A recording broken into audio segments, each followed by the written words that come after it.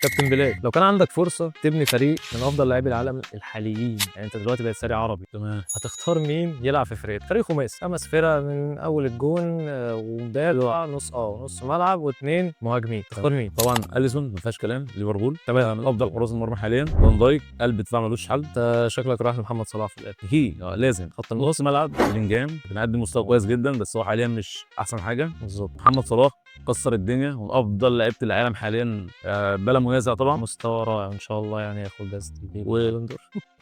لامين يامال لامين يامال كان موهبه صاعده استغنيت عن رونالدو وميسي وحاطط لامين يامال. حاليا، ولا رونالدو ولا ميسي.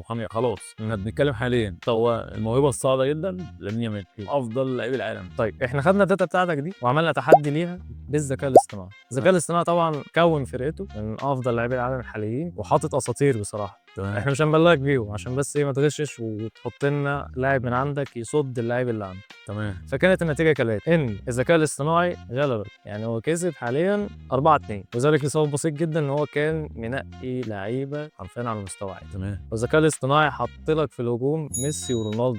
ميسي ورونالدو حاليا لا طبعا، ولا ميسي ولا رونالدو بيقدموا حاجه. بس لو الاثنين بيلعبوا في نفس الفرقه ولا اي حاجه برضه. ده بيلعب في الدوري الامريكي وده بيلعب في الدوري السعودي.